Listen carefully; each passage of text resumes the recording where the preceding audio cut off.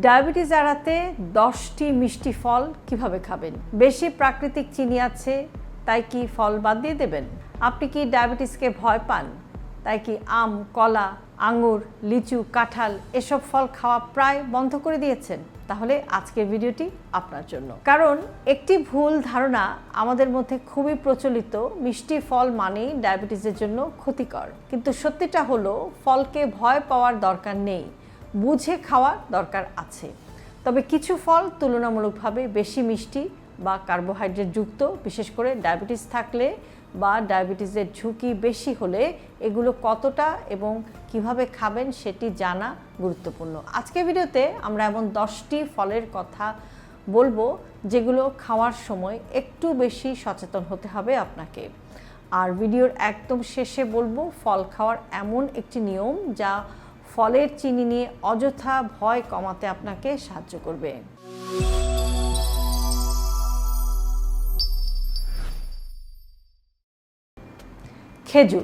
খেজুর খুব পুষ্টিকর একটি খাবার, কিন্তু এতে প্রাকৃতিক চিনি বেশ ঘন অবস্থায় থাকে, তাই একসঙ্গে অনেকগুলো খাওয়ার প্রয়োজন নেই। বিশেষ করে ডায়াবেটিস থাকলে পরিমাণের দিকে নজর দিন। খেজুর ভালো, কিন্তু বেশি খাওয়া ভালো না। কিশমিশ আসলে শুকনো আঙুর। পানি চলে যাওয়ার কারণে অল্প পরিমাণ কিশমিশে তুলনামূলক অনেক বেশি কার্বোহাইড্রেট থাকে, তাই এক মুঠো কিশমিশ অজান্তেই অনেক বেশি খাওয়া হয়ে যেতে পারে। পরিমাণটা ছোট রাখুন।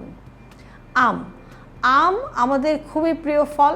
ডায়াবেটিস হবে বলে আম একেবারে বাদ দেওয়ার প্রয়োজন নেই, কিন্তু আম খাওয়ার সময় সবচেয়ে গুরুত্বপূর্ণ বিষয় হলো পরিমাণ। একসঙ্গে বড় বাটি আম না খেয়ে পরিমিত পরিমাণে খান। আর আমের সঙ্গে আবার মিষ্টি বা চিনি যোগ করার কোনো প্রয়োজন নেই। কাঁঠালের কোয়া মিষ্টি এবং এতে যথেষ্ট কার্বোহাইড্রেট রয়েছে, তাই ডায়াবেটিস থাকলে বা রক্তে শর্করা নিয়ন্ত্রণের সমস্যা থাকলে একসঙ্গে অনেক কোয়া না খাওয়াই ভালো। কাঁঠাল খাবেন একদম পরিমাণ বুঝে। লিচু ছোট বলে একটা ভুল হয় আমাদের, একটা দুইটা তিনটা করতে করতে অনেকগুলো লিচু আমরা খেয়ে ফেলি, ফলে মোট চিনি এবং কার্বোহাইড্রেটের পরিমাণও কিন্তু বেড়ে যায়। তাই লিচুর ক্ষেত্রে বিশেষ করে পরিমাণ নিয়ন্ত্রণ করাটা খুবই গুরুত্বপূর্ণ। আঙুরও এমন একটি ফল যা ছোট হওয়ায় দেখা যায় যে একসাথে অনেক বেশি খেয়ে ফেলা হয়ে যাচ্ছে এবং খুবই ইজিলি আমরা অনেকগুলো আঙ্গুর একসাথে খেয়ে ফেলি।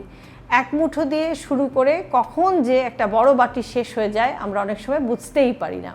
তাই আঙুর খেলে পরিমাণ আগে ঠিক করে নিন, তারপর আপনি আঙুর খান। কলা নিয়ে সবচেয়ে বেশি ভয় পাওয়া হয়, কিন্তু কলা আসলে খারাপ ফল না। এতে পটাশিয়াম আছে, ভিটামিন B6 আছে, অন্যান্য পুষ্টি উপাদান রয়েছে। তবে কলা তুলনামূলকভাবে কার্বোহাইড্রেট সমৃদ্ধ ফল, তাই খুব বড় বা অতিরিক্ত পাকা কলা একসঙ্গে না খেয়ে পরিমাণ বুঝে খান। আনারস মিষ্টি এবং রসালো, কিন্তু একসঙ্গে বড় পরিমাণে খেলে মোট কার্বোহাইড্রেটের পরিমাণ বেড়ে যায়, তাই আনারসও পরিমিত পরিমাণে পুরো ফল হিসেবে খান। পাকা পেঁপে অত্যন্ত পুষ্টিকর একটি ফল, এতে আঁশ এবং বিভিন্ন ভিটামিন রয়েছে। তবে পাকা পেঁপেতেও প্রাকৃতিক চিনি থাকে, তাই ফল মানে যত খুশি তত খাওয়া যাবে এই ধারণাটা একদম ঠিক না। পরিমাণ বুঝে আপনাকে ফল খেতে হবে। এবার আসি আমাদের অত্যন্ত পরিচিত দেশি ফল জামের কথায়। জাম তুলনামূলকভাবে কম মিষ্টি এবং এতে আঁশসহ বিভিন্ন উদ্ভিজ উপাদান রয়েছে, তাই মৌসুমে পরিমাণ মতো জাম আপনি খেতে পারেন। তবে এখানেও একটি বিষয় মনে রাখবেন, জাম দিয়ে চিনি বা মিষ্টি মিশিয়ে শরবত বানিয়ে খেলে কিন্তু বিষয়টি আবার বদলে যাবে, তাই সম্ভব হলে জাম পুরো ফল হিসেবেই খান। তাহলে কি এই ফলগুলো বাদ দিয়ে দেবেন? না, এটাই আজকে ভিডিওর সবচেয়ে গুরুত্বপূর্ণ কথা। ফলে প্রাকৃতিক চিনি আছে ঠিকই, কিন্তু ফলের মধ্যে থাকে আঁশ, ভিটামিন, মিনারেলস এবং বিভিন্ন উপকারী উদ্ভিজ উপাদান। তাই ফলকে ভয় না পেয়ে পরিমাণ বুঝে এবং পুরো ফল হিসেবে খান। ফলের রস কেন আলাদা? একটি ফল খেতে আপনার কিছুটা সময় লাগে, কিন্তু কয়েকটি ফলের রস বানিয়ে এক গ্লাসে পান করাটা খুবই সহজ। ফলের রস করলে অনেক সময় দেখা যায় আঁশের পরিমাণটা অনেক কমে যায় এবং অল্প সময়ে বেশি পরিমাণ ফলের চিনি গ্রহণ করা হয়ে যেতে পারে। তাই ফলের রসের চেয়ে পুরো ফলকেই অগ্রাধিকার দিন।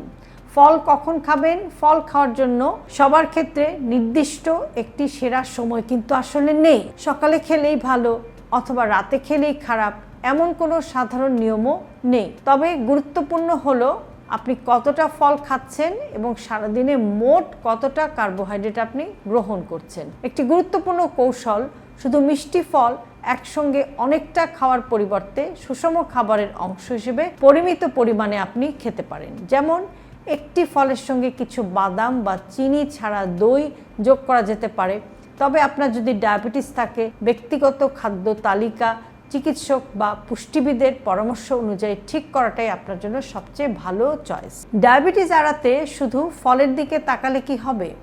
একদমই না। ডায়াবেটিসের ঝুঁকি কমাতে আরও গুরুত্বপূর্ণ যে বিষয়গুলো, সেগুলো হচ্ছে যে শরীরের অতিরিক্ত ওজন নিয়ন্ত্রণে রাখা, নিয়মিত হাঁটা, শারীরিকভাবে যথেষ্ট পরিমাণ অ্যাক্টিভ বা সক্রিয় থাকা, অতিরিক্ত চিনি এবং মিষ্টি কমানো, অতিরিক্ত পরিশোধিত কার্বোহাইড্রেট কমানো, পর্যাপ্ত ঘুম, রক্তচাপ নিয়ন্ত্রণে রাখা, এগুলো সবই কিন্তু খুবই গুরুত্বপূর্ণ।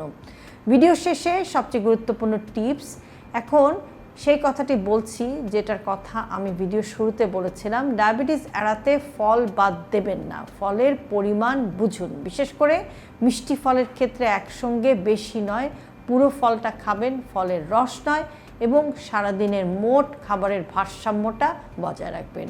আর যদি আপনার ডায়াবেটিস থাকে তাহলে নিজের রক্তে শর্করার মাত্রা এবং চিকিৎসকের পরামর্শ অনুযায়ী ফলের পরিমাণটা নির্ধারণ করুন। আমাদের দেশি ফলগুলো কিন্তু আমাদের শত্রু নয়। আম, কাঁঠাল, লিচু, কলা, পেঁপে, আনারস, জাম সব কিছুরই নিজস্ব পুষ্টিগুণ আছে। সমস্যা অনেক সময় ফলে নয়, অতিরিক্ত পরিমাণে। তাই মিষ্টি বলে ফল বাদ নয়, বরং বুঝে এবং পরিমাণ মতো ফল খাই। আপনার সবচেয়ে প্রিয় মিষ্টি ফল কোনটি? আম, কলা, কাঁঠাল, লিচু, জাম নাকি আনারস? কমেন্টে শুধু ফলটির নাম লিখে জানান। আর এই ভিডিওটি এমন একজন মানুষের সাথে শেয়ার করুন যিনি ডায়াবেটিসের ভয়ে ফল খাওয়া প্রায় বন্ধ করে দিয়েছেন। হেলথি লাইফস্টাইলকে জটিল ভাববেন না। আপনার দৈনন্দিন জীবনের একদম ছোট অভ্যাসের পরিবর্তনই আপনাকে নিয়ে যেতে পারে একটি সুস্থ জীবনধারার দিকে। সে কারণে সব ভিডিওতে সবসময় আমি বলে থাকি হেলথি লাইফস্টাইল সিম্পলিফাইড। আজকের ভিডিওটি যদি আপনার কাছে ইউজফুল মনে হয় তাহলে অবশ্যই আপনার প্রিয়জনকে পাঠাতে ভুলবেন না। আর এরকম আরও ভিডিও প্রতিনিয়ত পেতে সাবস্ক্রাইব করুন আমাদের YouTube channel with doctor Shahnaz Chowdhury এবং ফলো করুন আমাদের Facebook page with doctor Shahnaz Chowdhury এবং ডক্টর শাহনাজ চৌধুরী।